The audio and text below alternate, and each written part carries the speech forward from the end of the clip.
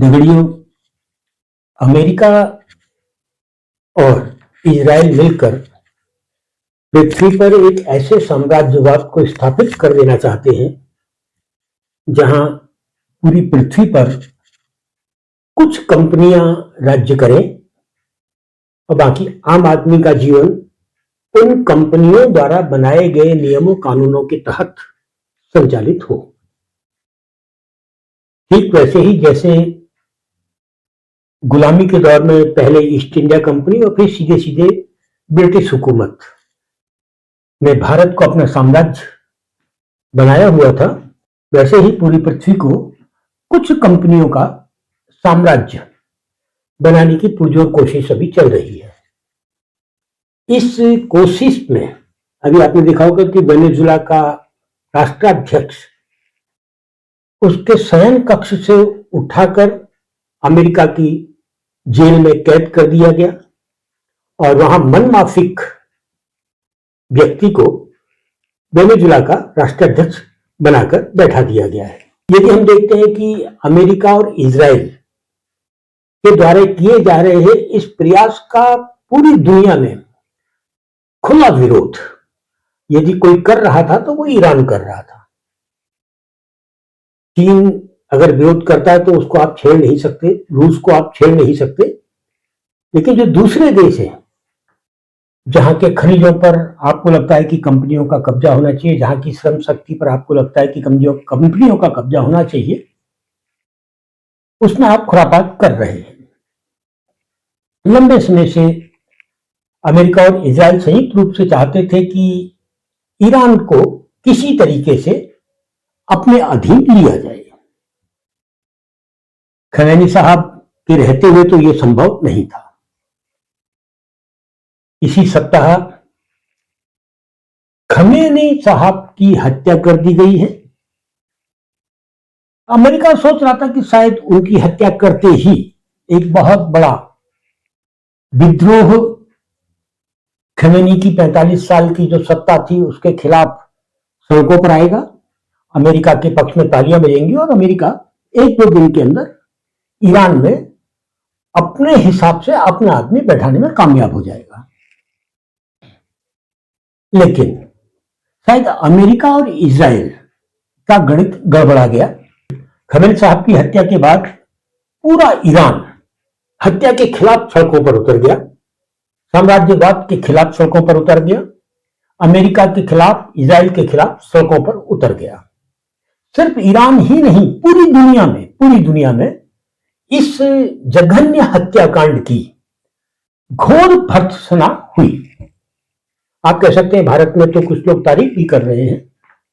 निश्चित रूप से भारत का एक वर्ग है जिसकी संख्या भारत की कुल आबादी का 3 या 4% है, लेकिन इत्तेफाक से अभी सत्ता का संरक्षण उन लोगों को प्राप्त है, इसलिए वे यहूदियों के पक्ष में खड़े हुए दिखते हैं या अमेरिका के पक्ष में खड़े हुए दिखते हैं, लेकिन वो पूरा भारत नहीं है। अमेरिका ने शायद सोचा नहीं होगा कि उसकी रणनीति असफल हो जाएगी, इजराइल ने भी नहीं सोचा होगा। और यदि 4-5 दिन के अंदर चीजें नहीं संभली तो अमेरिका में इदारों से, संगठनों की ओर से, अमेरिकन कांग्रेस की ओर से, अमेरिका के न्यायालयों की ओर से भी ट्रंप पर सवाल उठेंगे ही उठेंगे। ये एक बौखलाहट ट्रंप की हो सकती है। शायद ट्रंप को उम्मीद नहीं थी कि खमेनी साहब को मार देने के बाद ईरान इतने आक्रामक तरीके से अमेरिका के अड्डों पर तबाही मचाएगा या इजराइल में तबाही मचाएगा। ये उम्मीद शायद ना इजराइल को थी और ना ही अमेरिका को थी। अमेरिका अभी भी इस उम्मीद में है कि वो 4-5 दिन में चीजें सुधर जाएंगी, उसके बाद जो भी होगा देखा जाएगा। और अमेरिका ने डरे हुए और सहमे हुए शब्दों में वार्ता का रास्ता भी खोला है और ईरान ने साफ शब्दों में कह दिया कि हम वार्ता नहीं करेंगे। वो चाहता है कि अमेरिका माफी मांगे और वो मुआवजा जो अमेरिका ने नुकसान पहुंचाया ईरान को दे। ट्रंप अपने इस अपराध के लिए माफी नहीं मांगेगा और ना मुआवजा देगा। इस बात को ट्रंप भी समझता है और ट्रंप के देशवासी भी। जहां तक युद्ध का सवाल है, अभी जो अंतर्राष्ट्रीय स्थितियां हैं उसमें हम भारत को थोड़ी देर के लिए किनारे कर देते हैं। अगर अमेरिका एक मुख्य ताकत है तो निश्चित रूप से ब्रिटेन भी एक ताकत है, फ्रांस भी एक ताकत है, जर्मन भी एक ताकत है, रशिया भी एक ताकत है, चीन विश्व की दूसरी बड़ी ताकत है ही है। खासकर यहूदी समर्थकों का ध्यान, अमेरिका समर्थकों का पूरा ध्यान चीन और रूस पर गया हुआ है। अभी जो एक संवाद ट्रंप के मुंह से निकला था, उसने यह भी कहा कि अमेरिका के पूर्व राष्ट्राध्यक्ष ने, ओबामा साहब ने, यूक्रेन को बहुत अधिक हथियार दे दिए हैं कि अब वह रूस के आगे भी गिड़गिड़ा रहा है। देखिए साहब, यूक्रेन में जो युद्ध हो रहा है वो पहले से था। अब इजराइल और अमेरिका की चिंता यह है कि अगर ईरान 2-4 दिन में शांत नहीं हुआ और युद्ध अगर लंबा खिंच गया तो ईरान को जो नुकसान आप पहुंचा सकते थे वो तो पहुंचा चुके हैं। और यह भी साफ हो गया कि ईरान अपने धार्मिक नेता की मृत्यु से बहुत ज्यादा आहत है। और यह स्थिति भी साफ है कि जो छुटपुट आंदोलन खमैनी साहब के खिलाफ हुआ करते थे, वे आंदोलन अभी तो सड़कों पर उतरकर अपने वजूद को खत्म करने की कोशिश नहीं करेंगे।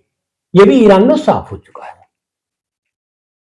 इधर भारत में एक सवाल अब प्रधानमंत्री से पूछा ही जा रहा है कि ऐसे समय पर जब अमेरिका और इजराइल संयुक्त रूप से ईरान को नेस्तनाबूद करने के लिए तारीख तक निश्चित कर चुके थे, तब आप इजराइल क्यों गए? यहूदी समर्थकों को अगर हम भारत से किनारे कर दें तो पूरा देश ये तो जानना ही चाहता है कि क्या भारत के जासूसों को इतनी जानकारी भी नहीं थी कि इजराइल और अमेरिका मिलकर ईरान पर हमला करेंगे?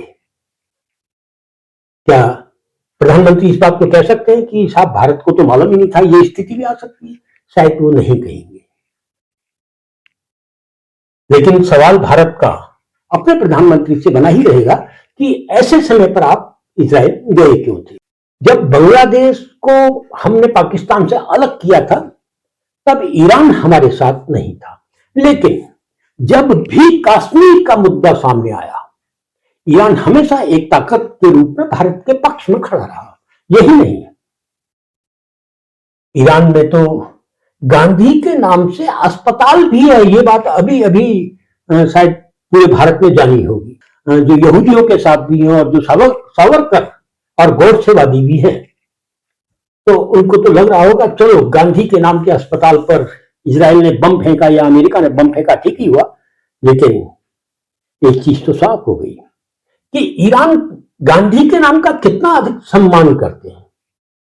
ईरान जो युद्ध अब लड़ रहा है, और वो 2 देशों के खिलाफ नहीं लड़ रहा, करीब 8-9 देशों के खिलाफ अकेले दम पर जो युद्ध लड़ रहा है, उसकी रणनीति को देखकर तो साफ साफ लगता है कि चीन और रूस उसके साथ खड़े हैं।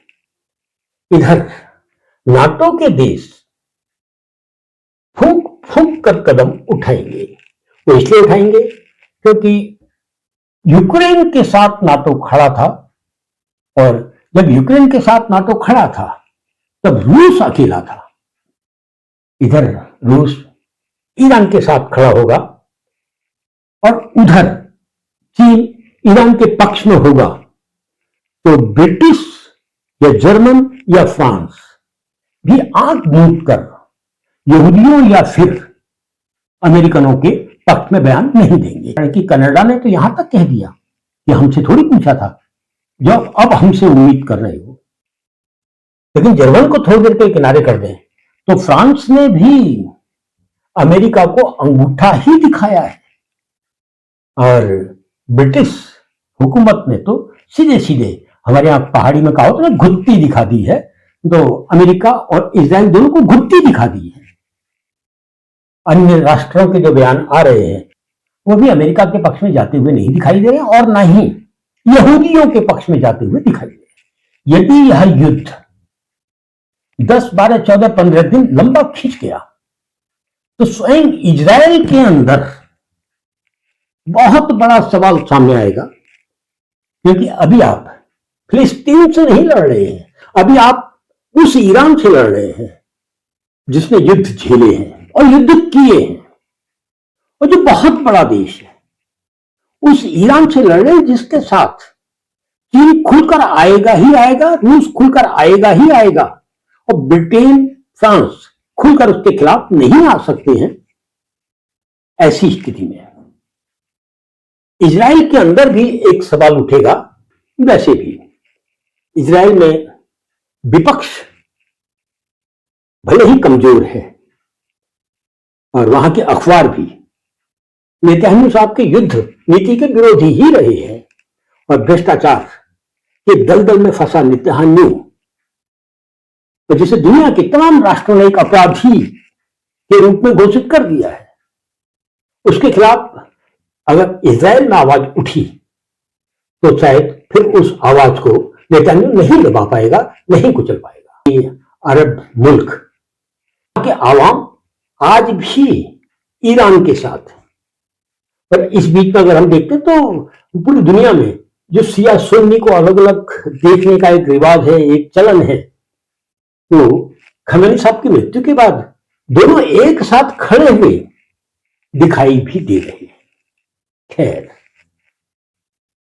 वेनेजुएला के राष्ट्रीय अध्यक्ष को ताकत की बल पर गिरफ्तार कर जेल में ठूसे जाने और ईरान के ही नहीं बल्कि पूरी दुनिया में शिया समुदाय के सबसे बड़े धार्मिक महापुरुष की हत्या के बाद साम्राज्यवाद के खिलाफ एक आवाज तो उठ ही गई है।